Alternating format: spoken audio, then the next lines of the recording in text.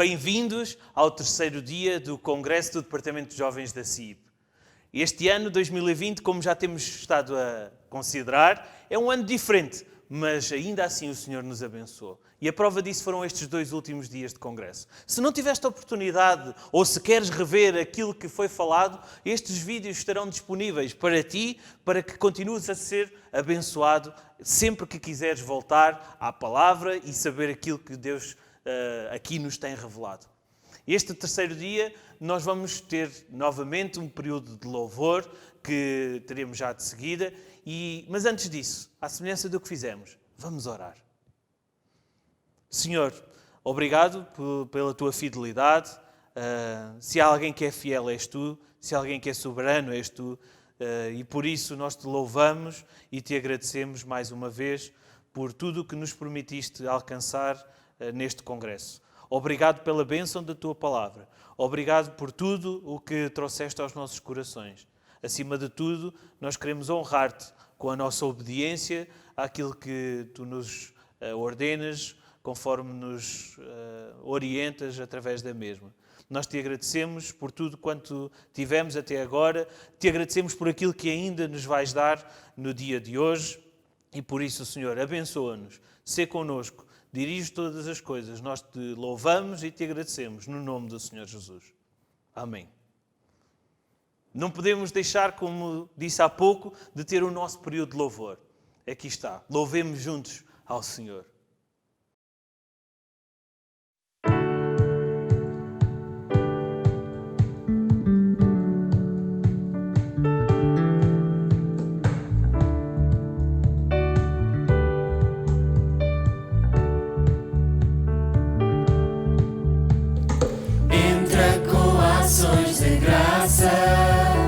Nos seus átrios com louvor, na sua presença com gozo, canta grande e forte é o seu nome.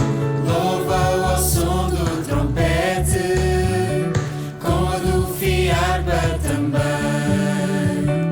Que toda a criação na terra e céu cante para o Senhor com o coração.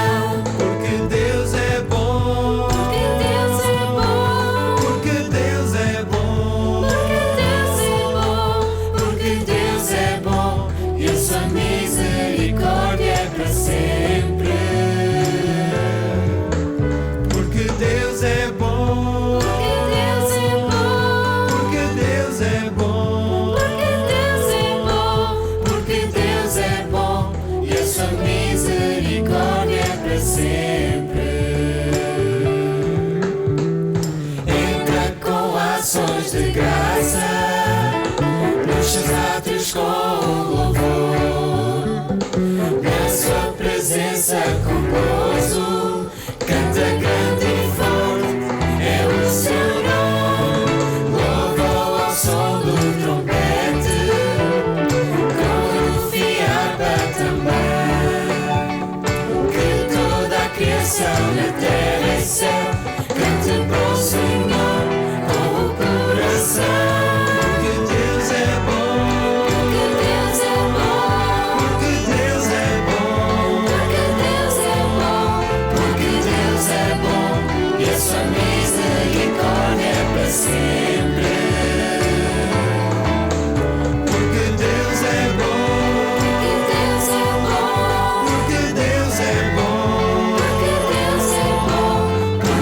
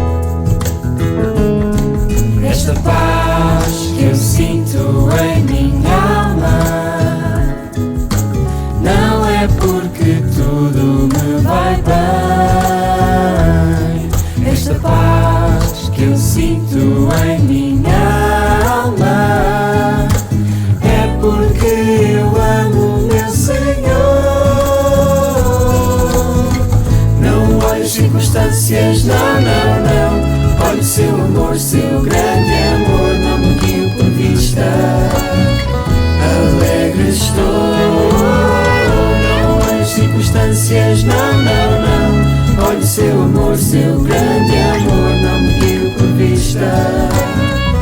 Alegre estou, este gozo que eu sinto em minha alma. Não é porque tudo me vai bem, este gozo que eu sinto em minha alma é porque eu amo o meu Senhor. Não olhe as circunstâncias, não, não, não. Olha o seu amor, seu grande amor não me guiou por vista. Alegre estou, não olhe as circunstâncias, não, não, não. Olha o seu amor, seu grande amor não me guiou por vista. Alegre estou, ainda que a terra não floresça e a vida não dê o seu fruto, ainda que os montes se lancem ao mar, toda a terra trema, hei de confiar. Não olhe as circunstâncias, não, não, não. Olhe o seu amor, seu grande amor não me guiou por vista. Alegre estou, não olhe as circunstâncias, não, não, não. Olhe o seu amor, seu grande amor não me guiou por vista. Alegre estou, esta paz que eu sinto em minha alma. Não é porque tudo me vai bem, esta paz que eu sinto em minha alma é porque eu amo o meu Senhor. Não olhe as circunstâncias, não, não, não. Olhe o seu amor, seu grande amor não me guiou por vista. Alegre estou, não olhe as circunstâncias, não, não, não. Olhe o seu amor, seu grande amor não me guiou por vista. Alegre estou.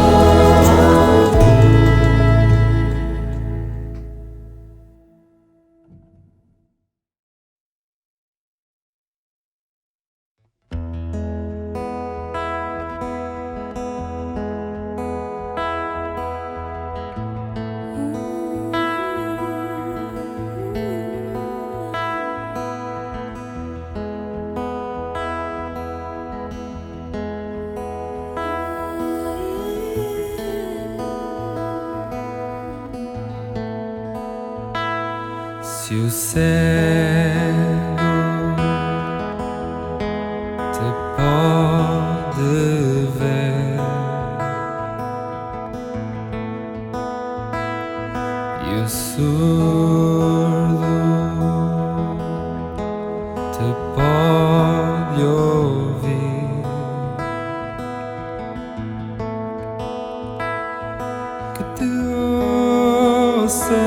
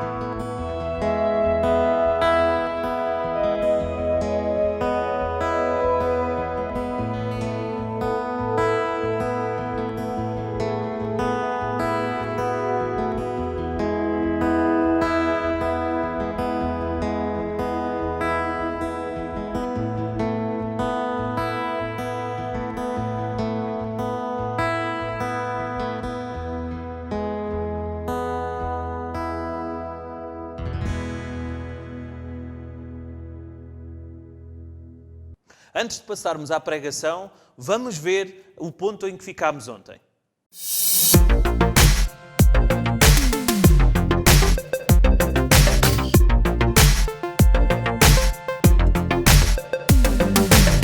Existe uma frase magnífica que diz: enquanto o pecado não for amargo, Cristo não será doce. Uma frase puritana magnífica. Enquanto o pecado não for amargo, Cristo não será doce. Isto quer dizer que nós não desfrutamos da liberdade em Cristo. Não desfrutamos daquilo que Cristo ganhou para nós. Não desfrutamos do próprio Cristo, da doçura do próprio Cristo, muitas vezes porque o pecado para nós não é amargo. Porque a escravidão não é terrível para nós. Olhamos às vezes com saudade para esse tempo de escravidão. Nós precisamos de perceber de onde fomos libertos. Precisamos de perceber qual era o nosso estado antes. Desfruta, ama, aprecia a liberdade que tens em Jesus Cristo. Mas a verdade é que muitas pessoas andam na igreja. Muitas pessoas parece que experimentam a liberdade em Cristo, mas não estão a seguir a liberdade em Cristo. Estão a tentar ganhar a salvação pelos seus méritos. Eu quero tentar ser salvo pela minha própria força. Eu quero tentar chegar à costa pela minha própria técnica, pela minha própria resiliência. Nós não servimos os outros para ganhar a aprovação de Deus. Nós servimos os outros porque amamos a Deus, antes porque somos amados por Deus.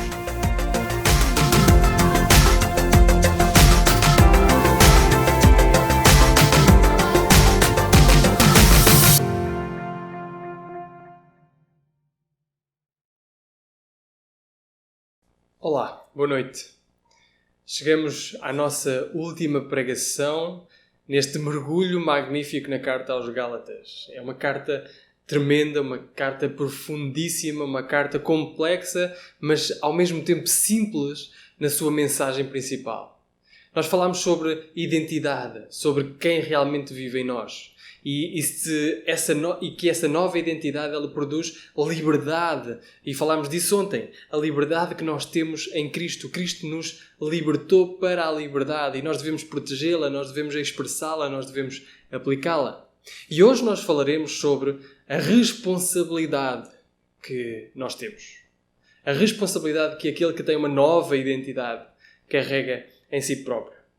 Existe uma frase muito famosa que nós não conseguimos saber propriamente quem é a origem, mas foi imortalizada ao longo da nossa história e foi preferida por grandes personagens como Roosevelt ou Churchill ou até por Stan Lee, nas palavras de Ben Parker ao seu sobrinho Peter Parker, o Homem-Aranha, quando disse: com grande poder vem grande responsabilidade.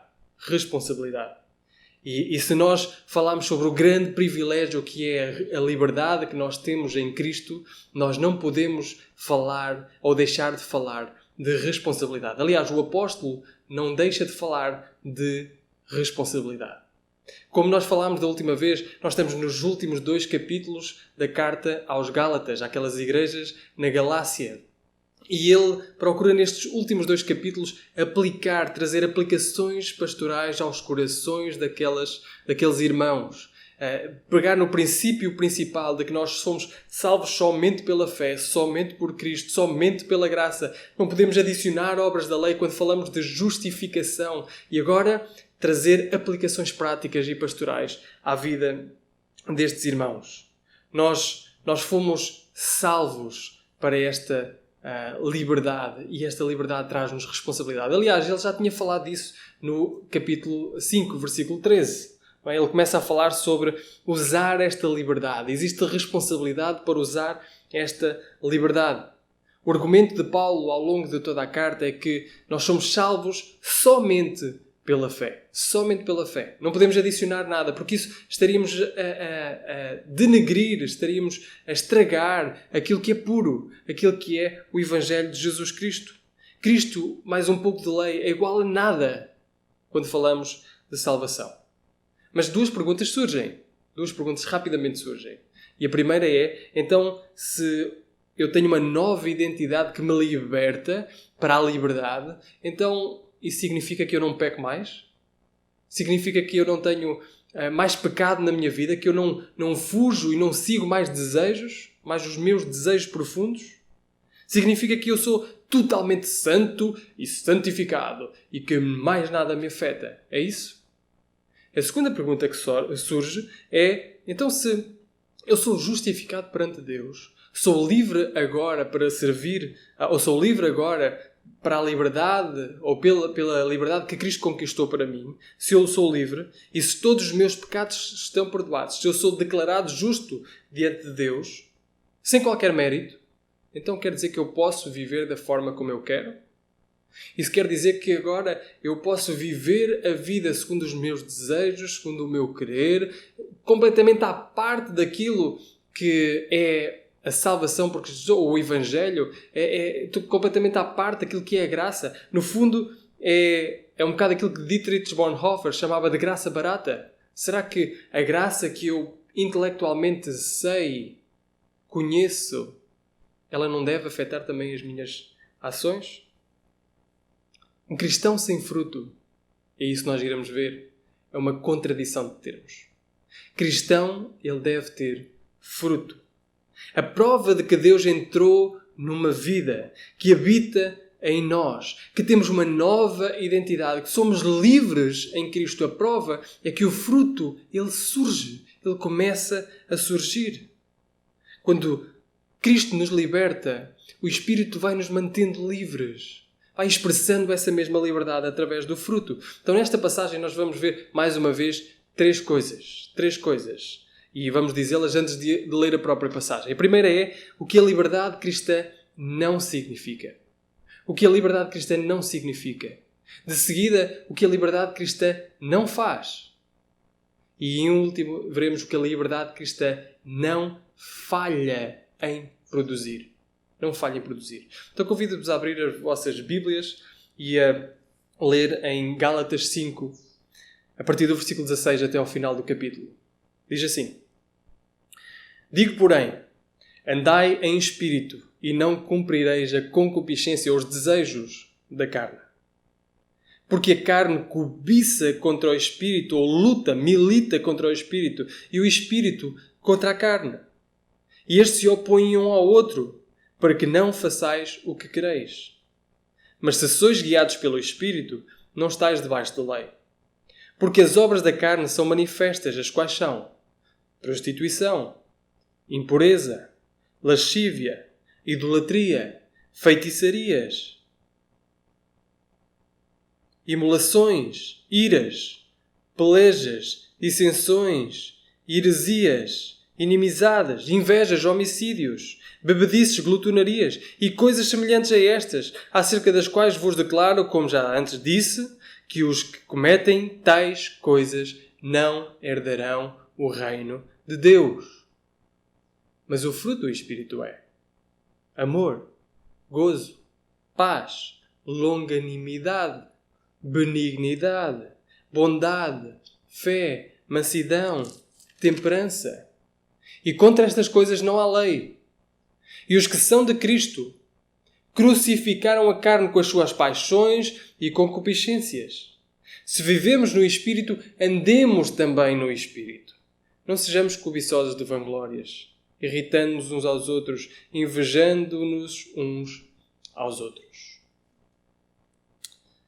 Primeira coisa que nós vemos, então, o que a liberdade cristã não significa. Vemos isso do 16 ao 18. O que a liberdade cristã não significa. Digo, porém, isto, andai em espírito e jamais satisfareis a concupiscência da carne. Porque a carne milita, luta contra o espírito e o espírito contra a carne. A primeira coisa que nós vemos, três coisas que nós vemos que a liberdade cristã não significa. A liberdade cristã, primeiro, não significa que não existe um conflito interior. Que não existe um conflito interior. Significa antes que entramos agora numa luta que podemos vencer. A carne, a velha natureza da nossa carne em nós, ela estará até o momento da nossa morte. Ela não desaparece magicamente no dia em que nos convertemos. Ela não desaparece magicamente no dia em que fomos batizados. Isso é a razão por que Lutero dizia: pensei que o velho homem ele tinha morrido afogado nas águas do batismo. mas descobri que o infeliz sabia nadar. Agora tenho que matá-lo todos os dias. Esta é uma luta. Não existe passividade. Nós não podemos agora viver em passividade. Nós vivemos em luta interior. Existe um conflito. Não nos podemos sentar e descansar. A carne deseja o que é contrário ao Espírito e o Espírito deseja o que é contrário à carne. Por outras palavras, a liberdade cristã não significa que não existe luta, mas significa agora que nós temos armas na nossa posse que podemos vencer essa luta. Não somos derrotados. Agora não somos escravizados por esses desejos. Eles existem, estão lá, mas agora nós lutamos contra eles e podemos vencê-los. E esta luta começa no dia da nossa conversão. Esta é a razão porque muitas pessoas, depois de se converterem, nos primeiros dias, nas primeiras semanas, nos primeiros tempos, quando se convertem, elas chegam até nós e dizem assim: desde que me tornei cristão, a vida ficou mais complicada. Como é que é possível? A vida agora é mais complicada. Antes eu vivia em paz, eu vivia tranquilo, eu fazia e seguia os desejos da carne e isso prejudicava-me a mim, é certo, mas não vivia num conflito interno. Mas agora a culpa acomete-me. Agora tenho problemas de consciência. Parece que me tornei mais pecador desde o momento em que me tornei cristão. É uma experiência comum. Quanto mais perto nós estamos da luz, mais impurezas, mais pó, mais sujidade será vista. É uma nova luta que começa no dia em que nós nos tornamos cristãos e continua até o dia da nossa morte. Portanto, a liberdade cristã não significa que nós ficamos sem essa luta. A liberdade cristã, diz ainda no versículo 17, não significa também que nós não fazemos ou que nós podemos fazer o que queremos. A liberdade cristã agora não é uma liberdade para fazer o que nós queremos. Isto é, a carne está lá e nós iremos ser seduzidos para seguir essa carne. Existe um conflito dentro de nós e nós devemos fugir desses desejos para fazer o que queremos. Paulo diz que o Espírito está em nós para que nós não façamos o que queremos, versículo 17. A segunda parte. Então ela não significa que nós podemos fazer o que queremos, mas antes que somos transformados para querer coisas boas, para querer a vontade do Pai, para querer seguir Jesus, para querer ser transformados à imagem de Cristo. Então a liberdade cristã não significa que não existe conflito interior. A liberdade cristã não significa que nós podemos fazer o que queremos, antes queremos e desejamos outras coisas boas. E por fim, a liberdade cristã não significa a liberdade de todas as restrições. Todas as restrições. Mas antes passar das restrições da lei para as restrições do Espírito. Diz no versículo seguinte: mas se sois guiados pelo Espírito, não estáis debaixo da lei. Parte do problema em entender liberdade cristã é nós pensarmos que para sermos livres, para conseguir fazer o que queremos, nós temos que estar livres de tudo o que nos oprime. É quase que um pensamento anti-autoridade. Anti-autoridade. Temos de estar livres do que a sociedade nos impõe, temos de estar livres do que o governo nos impõe, temos de estar livres do que a nossa família nos impõe. E isso é a verdadeira liberdade. Mas este é um pensamento errado. Este é um contraste. Paulo diz que existem restrições na lei, existe escravidão na lei, servidão da lei, e nós somos guiados pelo Espírito. Ou seja, nós não ficamos amorfos, nós não seguimos o nosso próprio querer, nós não seguimos a nossa própria vontade, agora somos guiados, nós servimos ao outro Senhor. O jugo, ele continua a existir. Só que o jugo era pesado. O jugo era terrivelmente pesado. Era difícil de ser levado. Mas Jesus diz: tomem o meu jugo. O meu jugo é leve. É suave, é leve. Por outras palavras, todos nós somos finitos, nós nascemos mergulhados em pecado, todos nós nascemos nas restrições, na escravidão da lei, e ao sair da escravidão da lei, nós nos tornamos servos do Espírito, servos de Cristo, servos do pecado, agora servos de Cristo. Liberdade cristã é então pôr fim às restrições da lei e agora sermos guiados pelo Espírito. Deixem-me exemplificar isto melhor. Pensem comigo. Imaginem-se a sobrevoar uma linda e bela paisagem. Lá do alto, num avião. Era lindíssima a paisagem. E vocês estão prestes lançar-se do avião para experimentar a adrenalina, a pura adrenalina de fazer skydiving. E junto a vocês tem 3 opções para vocês se equiparem. 3 opções. Uma mochila com pedras lá dentro. Uns calções bonitos, decorados. E um paraquedas. A primeira mochila diz, e tem escrito lá uma inscrição que diz legalismo, o peso da lei. Os calções todos bonitos também têm uma inscrição que diz licenciosidade, dá lugar à carne. E em terceiro lugar, paraquedas tem escrito Jesus Cristo, liberdade cristã.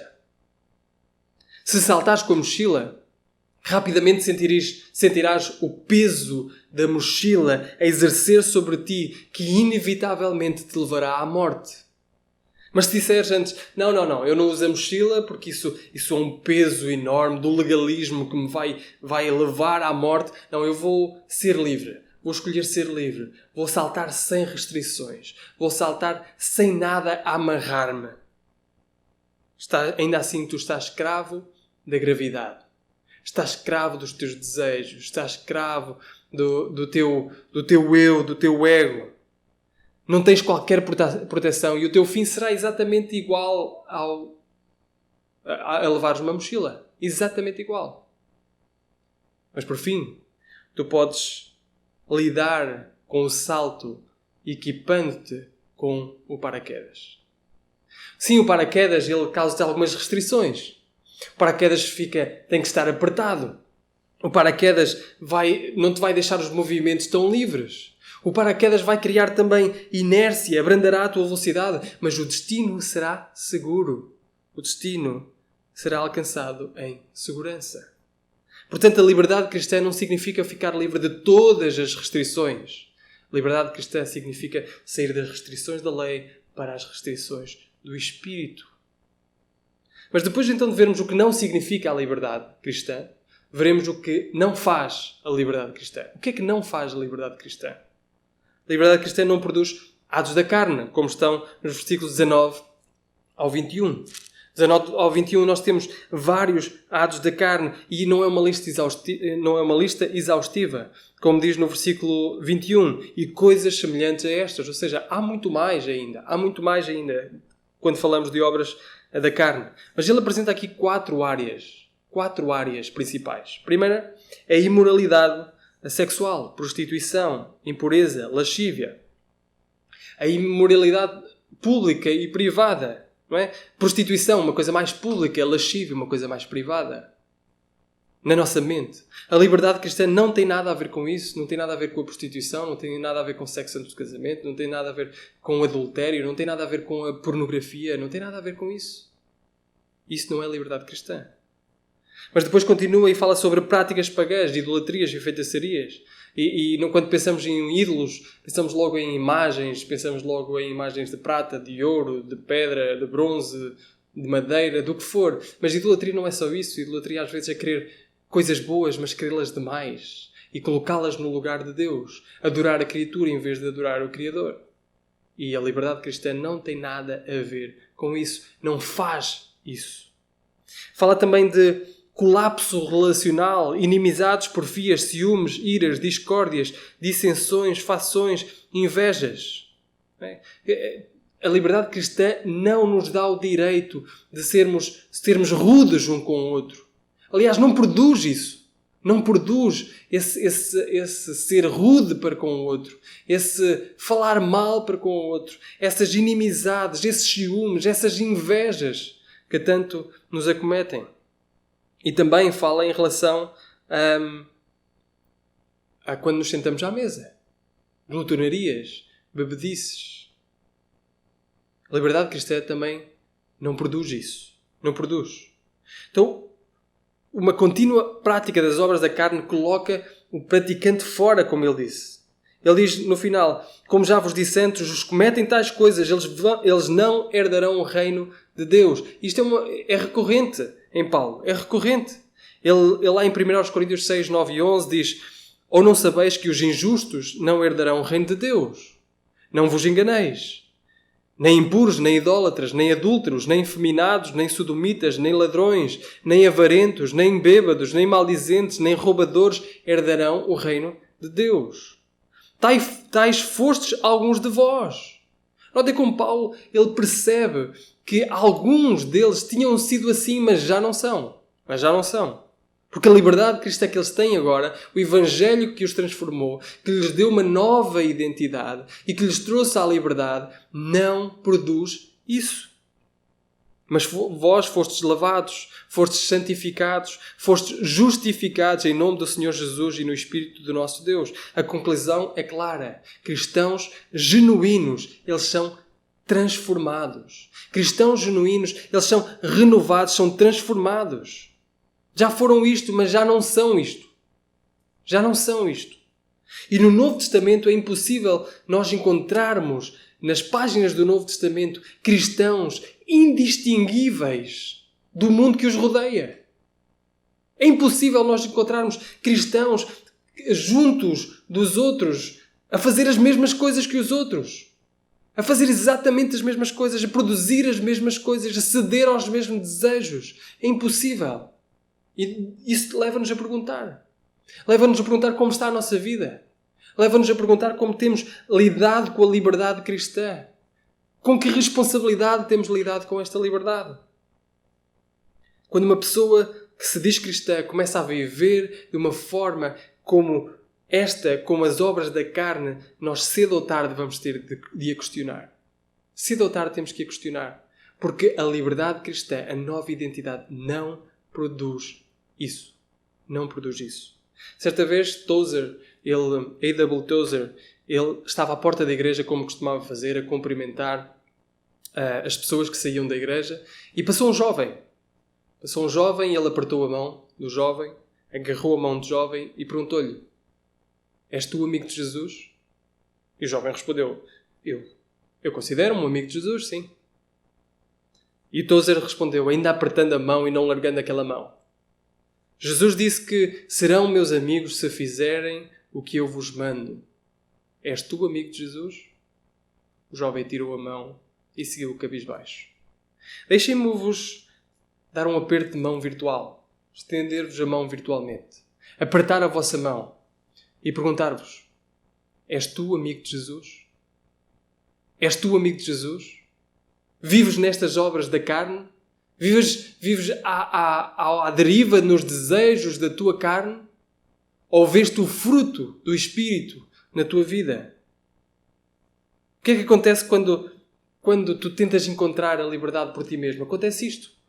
Quando buscas a liberdade por ti mesmo, tu ficas escravo dos teus desejos, ficas escravo destas obras da carne.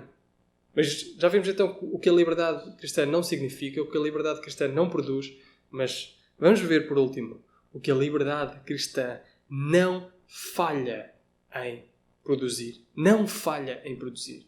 E vemos isso nos versículos 22 até 25. Mas o fruto do Espírito é amor, gozo, paz, longanimidade, benignidade, bondade, fé, mansidão e temperança. Contra estas coisas não há lei. Não há lei. O Evangelho que nos traz à liberdade não falha em produzir estas coisas. Quando o ser humano é transformado, quando ganha uma nova identidade em Cristo, quando usufrui da liberdade, da verdadeira liberdade cristã, existe regeneração da parte de Deus, haverão com toda a certeza frutos externos, frutos visíveis. Pelos frutos nós vamos conhecer, pelos frutos nós vamos ver quem verdadeiramente é cristão. E qual é o fruto do Espírito? Nós sabemos de cor. Primeiro, o amor. Amor. O amor que espelha a Deus. Deus, a essência de Deus é amor. Em nenhuma outra religião no mundo nós podemos ver um Deus que em essência é amor. Portanto, à medida que nós nos aproximamos de Deus, à medida que somos transformados à imagem de Cristo, é somente natural que sejamos pessoas amorosas. Pessoas que sentem o amor de Deus. Pessoas que amam o outro. Nós não podemos dizer que amamos um Deus que não vemos, diz João, e não amarmos aqueles irmãos que nós vemos que estão ao nosso lado. Portanto, nós somos pessoas que sentem responsabilidade de amar os outros. E o trabalho do Espírito em nós produz amor. Amor a Deus, amor pelos outros. Gozo ou alegria é a antítese do legalismo. Nós servimos por satisfação plena em Deus. Uma alegria plena em Deus. É isso que nos motiva agora a servir. Paz. Num mundo violento e iníquo, de ódio, um mundo em que só existe guerra, ganância, onde existe tudo menos paz. Alguém que sente verdadeiramente paz. E alguém que busca ser pacificador. É alguém onde o Espírito está a trabalhar. Jesus é a nossa paz. Jesus derrubou a parede que separava judeus e gentios, que separava as nossas diferenças. E nele nós somos um. Longanimidade. Ser longânimos uns com os outros, pacientes uns com os outros, de longo ânimo uns com os outros. Benignidade, bondade, fidelidade, mansidão, temperança ou domínio próprio. É muito difícil lidar com alguém que não tem domínio próprio. Domínio próprio na sua língua, domínio próprio nas suas emoções. O fruto do Espírito é domínio próprio. E contra estas coisas não há lei. O Evangelho não nos afasta apenas do pecado, nos transforma, nos muda, cria em nós características tais que, libertando-nos do jugo da lei, faz-nos cumprir a lei. É interessantíssimo. Contra estas coisas não há lei. Não há lei. Existe uma dimensão em que, se alguém que se diz que é cristão, existe uma dimensão bíblica que, se alguém se diz cristão, mas não apresenta fruto que manifeste ser cristão, nós temos a legitimidade de duvidar da sua profissão de fé. Temos. Porque automaticamente existe transformação de vida. Existe o Espírito a trabalhar, a santificar a nossa vida. Se não existe amor, aquele amor que em secreto dizem ter por Deus, mas que publicamente não demonstram pelo irmão, não demonstram pelos irmãos, não demonstram junto das outras, do corpo de Cristo, dos outros irmãos. Se não existe um contentamento, uma alegria, uma satisfação em Deus, mas puro legalismo. Se não existe paz, mas apenas conflitos. Se é impossível tu escreveres um post nas redes sociais sem seres corrosivo na tua linguagem. Se uma mente que seja pacificadora. Se não existe longanimidade com os irmãos. Bondade e benignidade com os irmãos. Se não te alegras com as alegrias dos irmãos, antes tens inveja. Se a mansidão não caracteriza a tua vida, se o domínio próprio não caracteriza a tua vida, eu pergunto, quem está a falhar? Porque a liberdade cristã, o Evangelho não falha em produzir o fruto do Espírito na vida daquele que tem uma nova identidade em Cristo. A verdade é que a vida cristã não é uma vida de passividade. Não é um bilhete grátis para nós vivermos como nós queremos. A vida cristã é um render contínuo ao Espírito de Deus, ao Espírito Santo, que trabalha em nós na obra santificadora. É um grande poder que vem com uma grande responsabilidade. Notem os últimos versículos. Os que são de Cristo crucificaram a carne com as suas paixões e concupiscências. Se vivemos no Espírito, andemos também no Espírito. Não é só uma questão de viver no Espírito e agora assumir uma nova identidade. É andar, é buscar. Notem como estas duas coisas que aqui estão são importantíssimas nestes dois versículos. E esta é a nossa responsabilidade. Crucificar constante das paixões e desejos. Viver na dependência do Espírito. Buscar e andar a progredir na obra santificadora do Espírito. Por outras palavras, a vida cristã é uma vida de arrependimento e de fé constante e contínuo. Eu me arrependo daquilo que sou. Crucifico as minhas paixões na cruz. E as coloco, as mato. Crucificamos a carne com as suas paixões e concupiscências. E agora eu ando em fé. Ando em espírito. Arrependimento e fé. Arrependimento e fé. É por isso que Martinho Lutero dizia que o Evangelho é algo que nós temos que martelar constantemente na nossa vida. Arrependimento e fé não é algo que nós precisamos no momento da nossa vida. Lá atrás, quando nos convertemos a Cristo. Então aí nós precisamos do arrependimento e a fé. Mas agora nós vivemos como queremos. Vivemos pelas obras ou vivemos em licenciosidade. Não. Arrependimento e fé é algo que nos acompanha desde o início até ao fim da nossa jornada cristã. Devemos buscar isso constantemente. John Stott diz o seguinte: se pecados persistentemente nos perseguem, ou é porque não nos arrependemos verdadeiramente, ou porque, tendo-nos arrependido, não permanecemos no nosso arrependimento. Deixámo-lo lá atrás. É como se, tendo pregado a nossa velha natureza, continuássemos ansiosamente a retornar à cena da execução.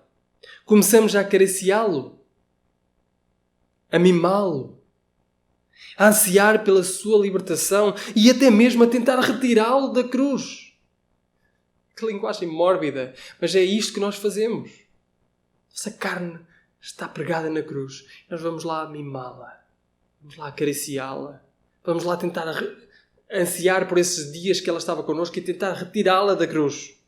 Precisamos aprender a deixá-la lá, a constantemente nos arrependermos do nosso pecado.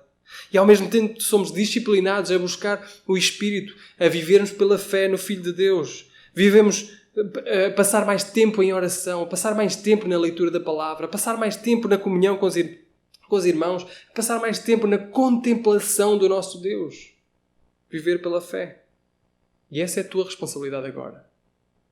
Como cristão, gratuitamente livre por Cristo, regenerado, tendo uma nova identidade, apreciando a liberdade, defendendo a liberdade, aplicando a liberdade, agora deves viver numa vida de constante arrependimento e fé. Constante arrependimento e fé, num crescendo de santificação.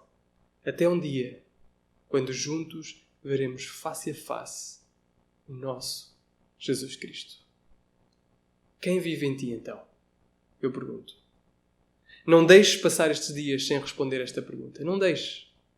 Não deixes que esta pergunta saia sem resposta. Quem vive em ti?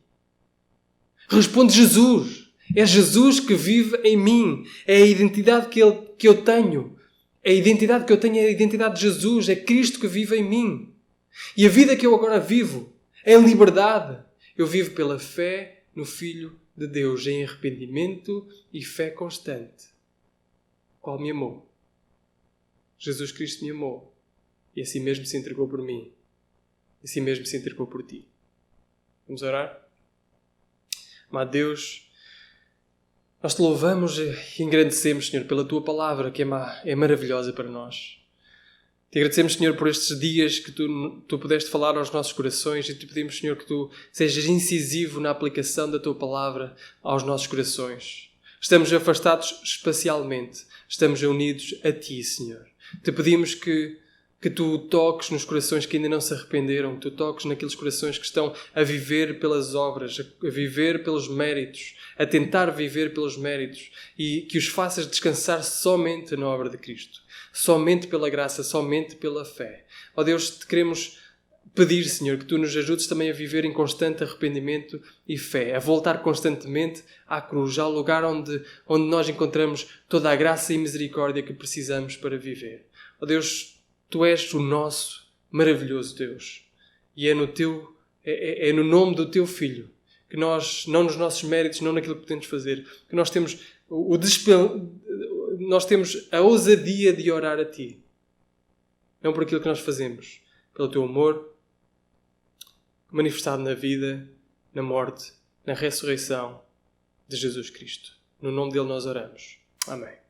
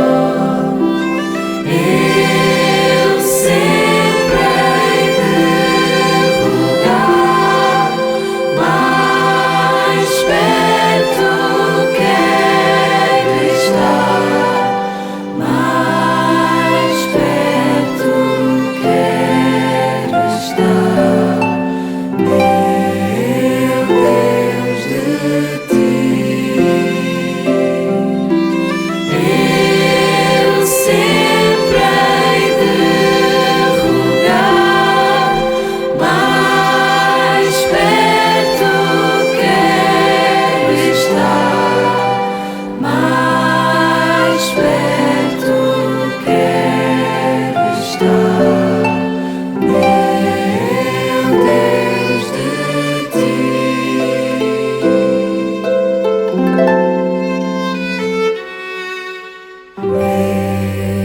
Meu Deus, de ti.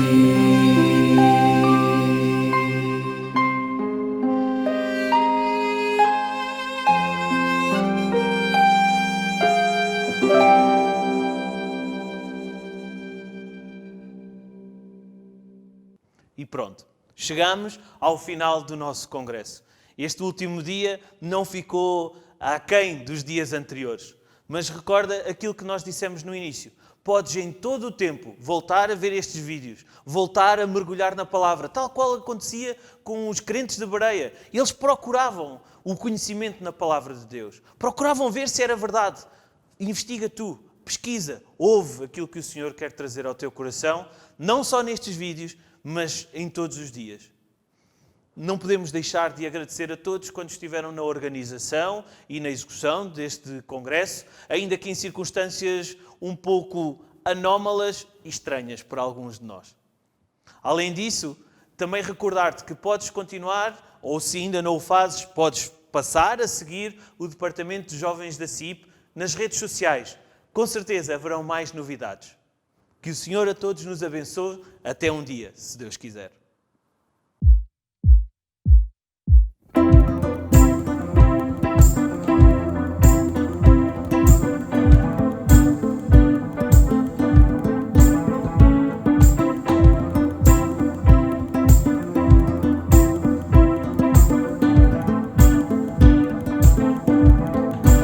Como entender que amas a um simples pecador como eu?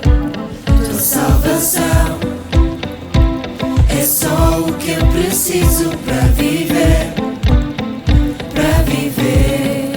Contigo eu sou mais que vencedor. Tudo coopera sempre para o meu bem. Ele nos salvou e libertou. Nunca falhará, pois sempre fiel será. Maior amor não encontrarás.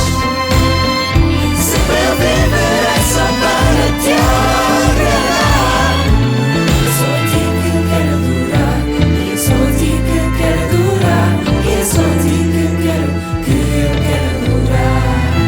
Como entender que sempre posso confiar em ti, só em ti.